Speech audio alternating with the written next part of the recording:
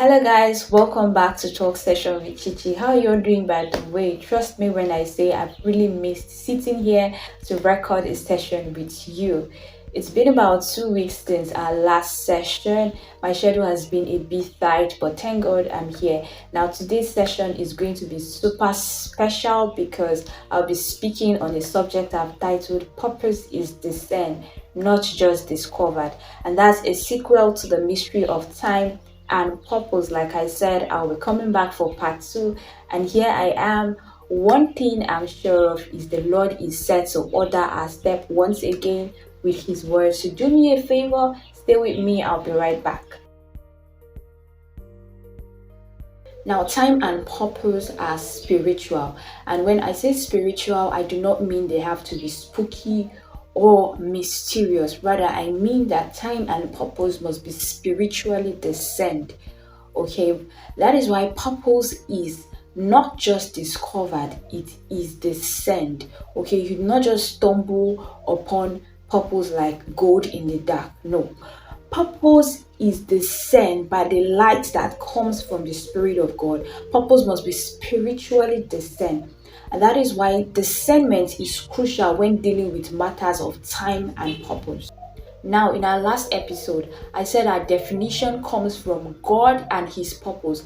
If that is the case, that means we'll need the Spirit of God to discern the unfolding of our purpose in time. Now, time is not just ticking on the clock. Time unveils purpose, and only the Spirit of God can help us perceive that moment, when that instant that unveils our purpose has come. Scripture says in John chapter 7 and verse 1, after these things, Jesus walked in Galilee, for he would not walk in Jewry, for the Jews sought to kill him. Now, Jesus withdrew from Judea, not because he was afraid of death. Jesus himself makes it clear in John chapter 10 and verse number 17 to 18. He says, therefore does my Father love me, because I lay my life down that I might take it again.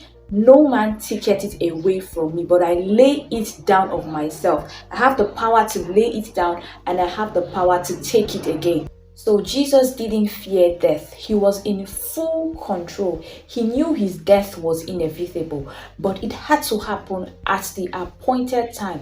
And so in John chapter 7 and verse number 6, Jesus tells his brother, he says, my time is not yet come.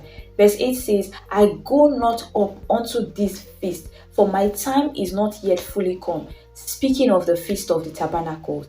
Now, that was not cowardice. That was strategy to remain aligned with God's timeline. Jesus discerned that the time for his sacrifice had not yet arrived. Now, the prophets and the Psalms spoke of Jesus' death. Jesus repeatedly foretold his disciples of his death. The Son of Man shall be delivered into the hands of men, and he shall be killed. And after he is killed, he shall rise on the third day. So the crucifixion at the hands of men couldn't be what Jesus feared. It was what had been prophesied of him. But the crucifixion had to happen at the appointed time in the hands of men. So it couldn't be death that Jesus feared. But it was about fulfilling purpose in the fullness of time. That's it. When was the beginning of his sufferings in this realm of time? Jesus knew that the beginning of his sufferings needed to be discerned in this realm of time.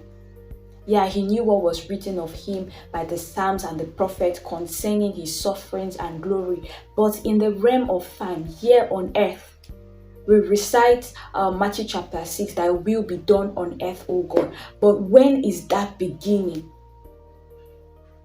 When is that time when that eternal purpose of God for mankind begins to unfold?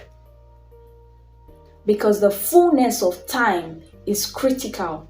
Jesus' death happening at the fullness of time was very critical.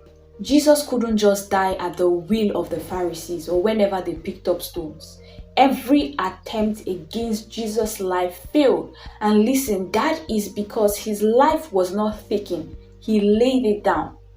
He discerned that moment that the Father had designated before the foundation of the world. And so now in John chapter 12, in verse number 23, Jesus says, "The hour is come where the Son of Man will be glorified."